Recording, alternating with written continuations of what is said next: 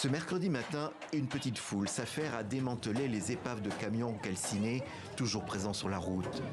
Dans le grand dénuement des déplacés qui vivent ici à Kanya-Ruchinia, au nord de Goma, le moindre morceau de métal peut avoir de la valeur.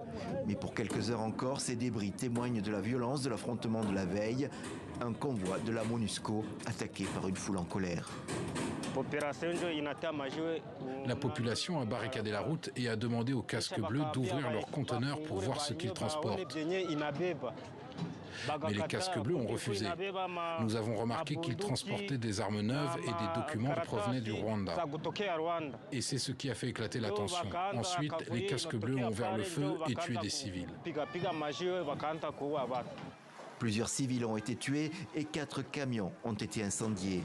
Une flambée de violence qui illustre la grande tension qui règne à Goma et sa région, confrontée à l'avancée du M23. Une rébellion que les Congolais assimilent à des Rwandais, même si Kigali dément avec constance la soutenir.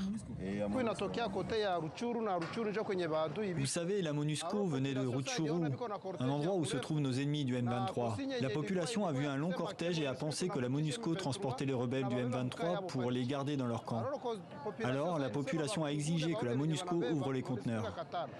Les manifestations et l'hostilité se sont multipliées depuis l'année dernière contre la MONUSCO, la mission des Nations Unies au Congo.